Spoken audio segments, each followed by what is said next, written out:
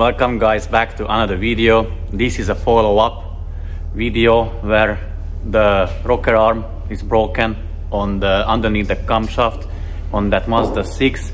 So let me switch the camera and show you how we are getting on with the things. So what I'm going to do now, as you can see, the rocker arm there is missing. So that one is the broken one, but that one doesn't go down anyways.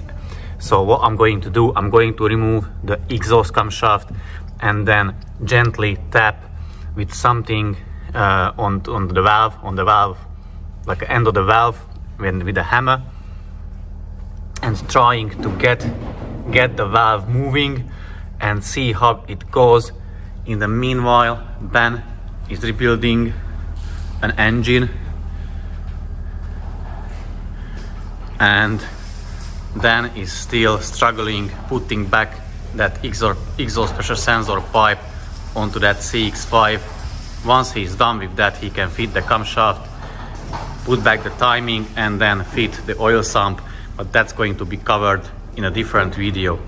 Well, after a few minutes of hammering, so I used this aluminium rod, so it's soft on the valves, and the big millimeter from Milwaukee.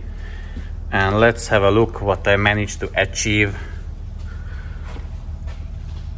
I'm not sure if you can see it, probably not. You need to believe me on that.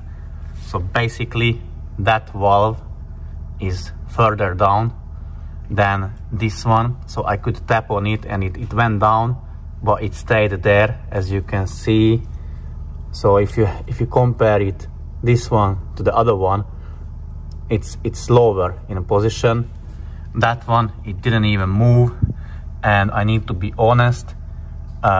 So what I thought is gonna happen, but then corrected me on it. So I thought if I just tap on it, the spring will be strong enough to push it back, and it's gonna unfuck or unseize the valve. That's not the case. That's not what happened. As you can see, the further I tap on it, it just goes lower and lower. It stays there.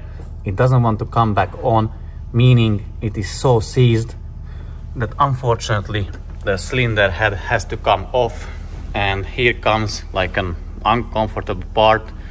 I need to call the owner and let him know what happened and what's the case, because the cylinder head needs to be like refurbished or renewed, or the valves needs to be checked, redone. And yeah, from an already fairly expensive job, it turned out to be even more expensive. So yeah, I'm gonna call the owner and then let you know guys his decision and how we are going to further proceed with this one. So I was just on the phone call with the owner, and he confirmed that he wants the car to get it fixed or get it done. So what's going to happen next? Engine is coming out and it's gonna get a refurbished cylinder head. So basically pressure tested, skimmed, new head gasket. The valves will be fine as well. And then the camshafts, or sorry, the exhaust camshaft will be replaced, and all that bits, vacuum pump, and few other stuff as well. So I'm going to ask Dan to undo me the steering rack, because I'm too fat. I cannot fit myself in when the car is on the ramps. So he will do that favor for me, and then I can start removing the engine.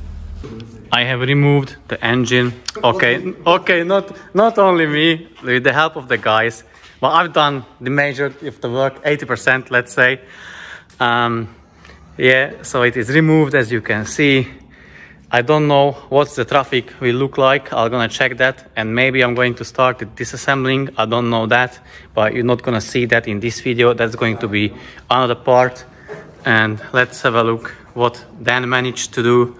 I don't think he's done too much today. He was just looking for parts. No, he sealed the sump, so it is back on. He refitted the camshafts, and very likely, or hopefully, the car can be started tomorrow, and if everything is fine, it can be returned to the owner on the day after.